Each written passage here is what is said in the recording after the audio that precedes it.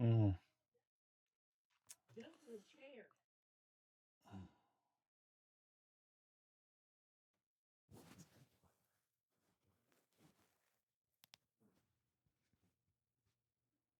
Mm. Welcome back to the closet. I hear my wife out there talking to my son about going to sleep for the 10th time. This is a real life situation. I'm 39, CEO, founder, soon to be, launching a startup, pivoting, adapting new things, embracing AI, living in a home that's 3 times the size of what we wish we would actually be able to live in. Our kids share a room. And we're starting to feel those growing pains right now. And I'm in my closet again. Welcome back to the Closet Chronicles, where we build in public, but we also develop in public too as well. You're going to see my life take a unique transformation over the next year or so, from what we do, how we do what we do, who we are, what we look like, what we intake, what we outtake, all of it. And a couple of things that I've been just thinking about lately and learning as a entrepreneur. No, I take that actually serious. I've been an entrepreneur for a very long time, even when I didn't know it. I've been bootstrapping for a long time, even though I didn't know it, even when I was changing my own shoestrings. And so this has been a unique journey because everything I learned as I go. I learn along the way. And I'm learning differently this year, even when it comes to all the things we're doing. I'm attempting to beat the odds in ways that most people wouldn't attempt to. One, building multiple things at one time. I semesterize things, meaning when you go to school, imagine going to school for one thing. I'm not talking about the degree. I'm talking about what you're learning. Math, English, science, pre-calculus, all the college courses I've never been to. I don't know what that's like. But you're going to school learning multiple different things, even when it doesn't feel like whatever you're learning is not applying to the main thing you're trying to learn. That's what my life has felt like for 20 years. I feel like I've been in different semesters, taking different classes for this kind of one thing that I feel like is where I'm at now in life. I feel like everything I've done, all the classes I've taken, quote unquote, has been for this one thing of where I'm at, where I feel, oh, this is why I know all these things. This is why I can do all these things. This is why I know all the people I know. And it's like, oh, all these classes make sense now. But at the time, some of you guys know, going to school and getting a degree and then switching your major. I haven't switched the major. I just actually found out what my major is. It's like going to school and you're like, oh, I'm in school for this. That's what my life feels like right now.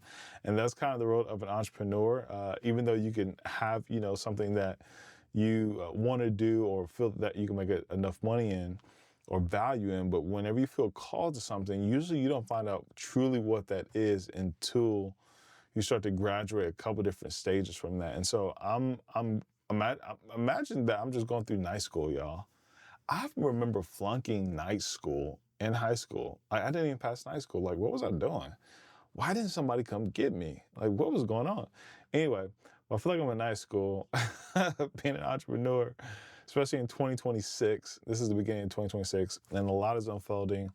I'm adapting, bringing on 2 actual team members, my first 2 employees, other than contractors or other than taking on projects myself or working with people in collaboration, that I'm developing. One is uniquely young and talented. The other one is around my same age and looking for that next opportunity. And so I believe I have the ability to curate that, to be able to steward that and provide that while building in midair, taking a complete shift. The companies we started was an AV production company and a creative agency. And in the time that we live in, media is such a big thing, content creation, podcasting, literally we built studios and we produce podcasts. And now we're moving more into the monetization and the full branding scope of productizing not only our brand and our products of what we're doing, but doing the same thing for others, which is going uniquely well. It's a little scary because we set some really high goals, but in the midst of that, I'm trying to figure out how to hire and help and mentor my staff. At the same time, recast vision every night to my family and to my wife about, oh, we need to make content. We need to make podcast studio. I've been saying this thing for 6 years, not knowing it would lead to me actually doing this, which is crazy. I felt the call to that. Man, I can't believe my wife is still with me. But I've been saying this thing for about 6 years that I feel like we're called into the media. Actually, I didn't even say that. I feel like we're called into podcasting. We need to be doing podcasting. I kept saying this is like 2019, 2020, and we just missed all of those boats. We missed them. A part of me regrets it, but then there's this other part that's like, wait a second, you've still been doing it, and this is the perfect time to do it. And I feel like it's 2020 all over again. I feel like it's 2020. I feel like it's 2005. Sheesh, I'm about to date myself. I feel like it's 2005 again, 2006 when I first met my wife. I'm excited about technology. I'm excited about what we're doing with all the skills and the knowing of what I have. Now it's like put into play to where it can exponentially grow. But that's fully not part of my job. I really left that up to God and just left it up for the ideas that we have and the ideas that we feel called to and the team that we have to execute those. While doing that, I've never found myself more in an empty wasteland of ideas and opportunity more than ever before. And trying to do that while creating value for other people has been it's been a gift, but hard too as well. And the partnerships and the friendships I'm forming, and why do I know them? Well, why have they stuck around? What am I supposed to find here? Everything is like a Goonies movie. It's like finding this treasure of this relationship or of this idea. And so I'm glad that I have a home and a wife that I can explore these ideas. The older I get, the more I am grateful for the ability to do that, because most people don't get to do that. And the reason why I come in the closet, because I get to develop internally here while we get to build externally out there, as far as sharing ideas and building things and contracting things and agreeing to things. It's a unique world that most people don't get to see. And so that's why I created the Closet Chronicles. One, and just share the journey, then share what's possible. I'm 39. My wife's about the same age. We have some goals, we have some dreams, but really we just have one big vision. And once that's accomplished, I think we both will be able to go, we can finally dream now. But it's really kind of one and the same that I'm learning is like, oh, this process, this ride, what we're attempting to do and build this media empire, we're in the middle or at the middle of the tail of the end of media as we're coming into AI. But I believe anything, especially with anything overhyped technology, just kind of like COVID did, where people were shut in, they were isolated, and it felt good for a while. It's like, man, I need that break, or I need to find time. Now everybody's like, does anybody want to go out, go get coffee, do anything, go to a concert, rewatch some reruns, anything like that? I believe AI and media will swing back this way, where we want to have more real faces and have people who actually been through things and experiences. And so this is one of the ways I get to do that along this journey that I'm going to try to do almost every day, if not at least 3 to 4 times a week, because it's so easy and I'm always in this room. And of course, you can kind of see it's kind of like decked out a little bit. Like I got lighting, I got tube lights, like we got some gear. So I want to make it look sexy at the same time. Yeah, I just, so much runs through my mind every day. What I am excited about is that it's getting more focused and narrow by the day. Like there's a part in your journey when you're learning and discovering and you're adapting. If you're an entrepreneur like me, I'm a serial creative. I'm a serial entrepreneur. I don't want to just do the one thing. I want to do all the things. There's a way to do that.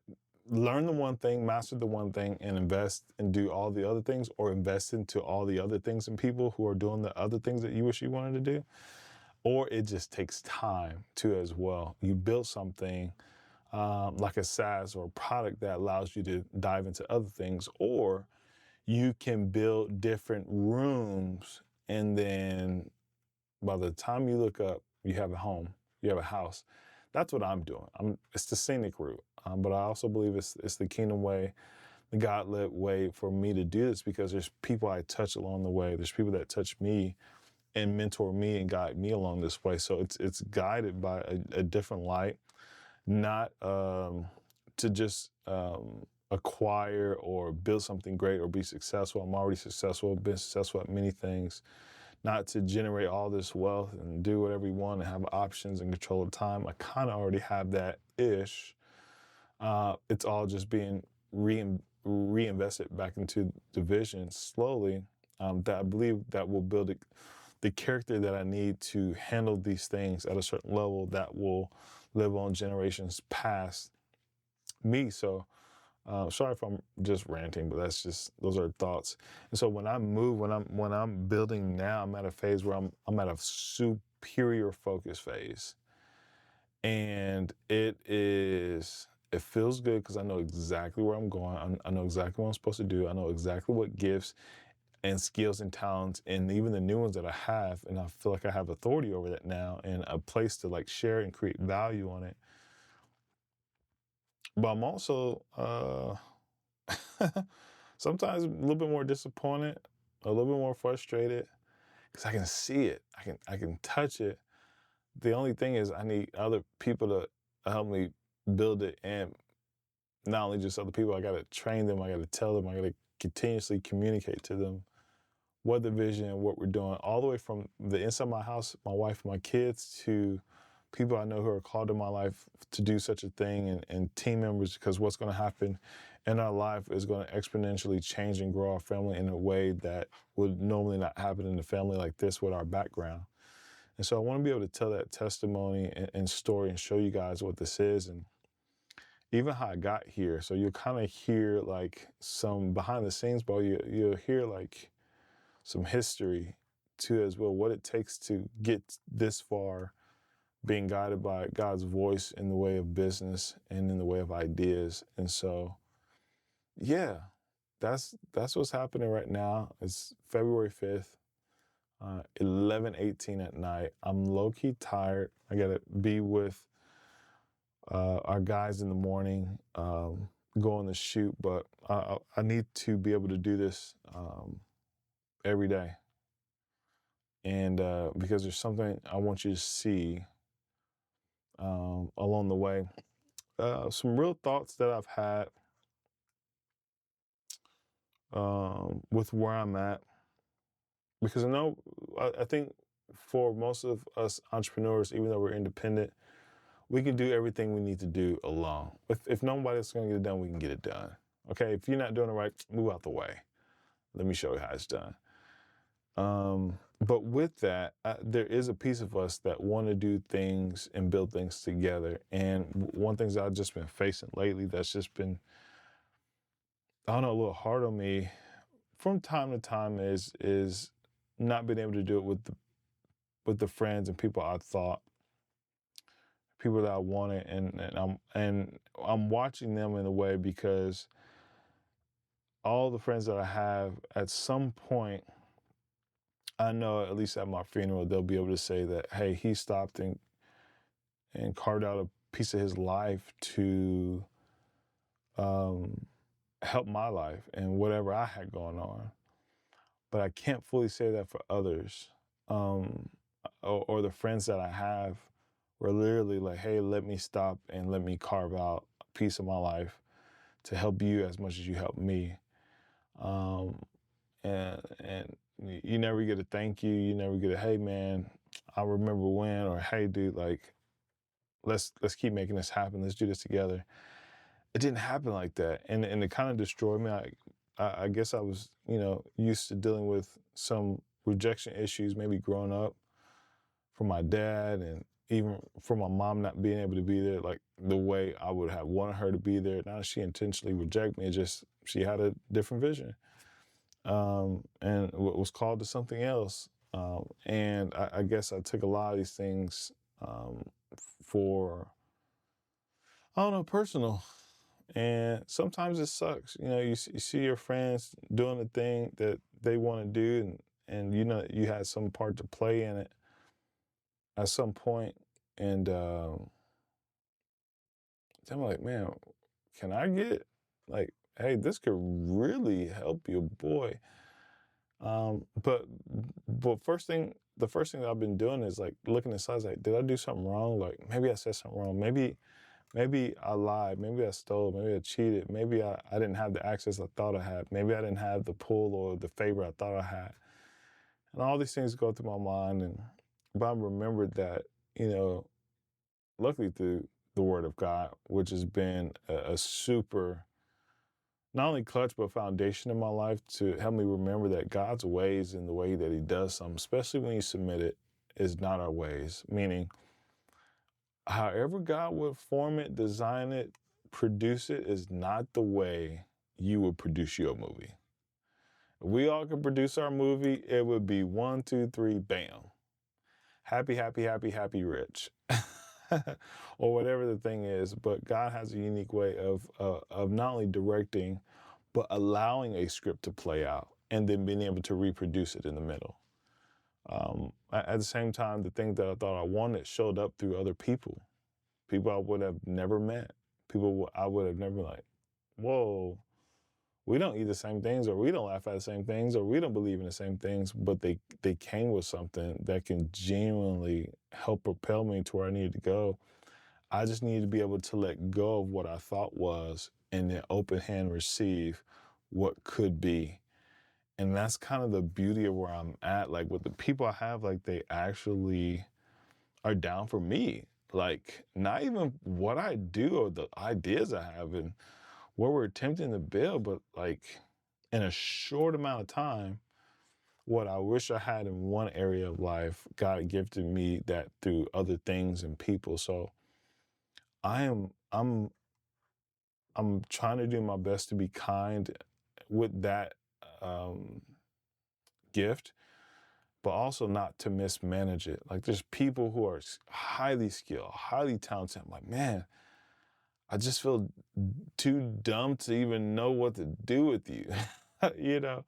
And it's like that one, I believe one of the highest forms of a gift from God, especially to an entrepreneur, is not only when He sends you an idea, He sends you a way to resource it, meaning create value for it, make money off of it. That third phase is sending people to help you.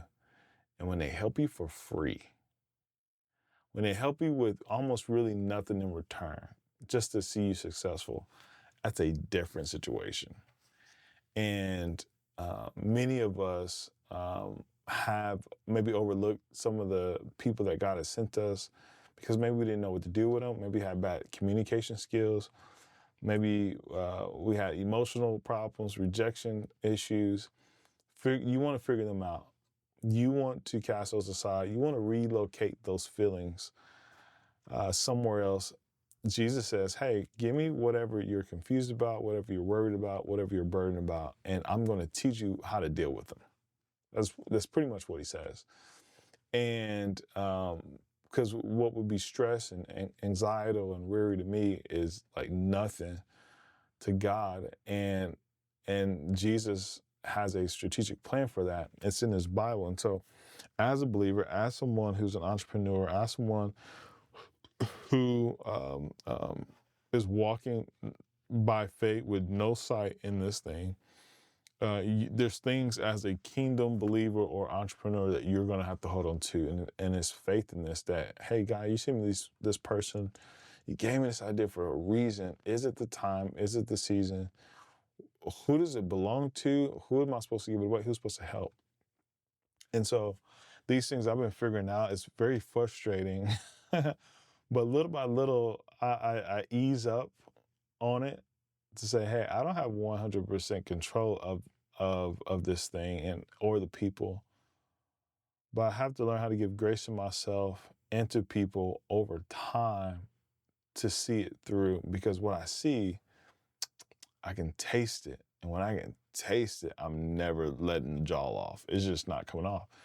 And so, um, just in this season, for some of you guys who are pivoting, or you're reconstructing, you are opening up more ideas to what could be, but you're kind of scared to maybe go that way, or not fully sure of how it's going to end up. I would say be very optimistic, be very curious.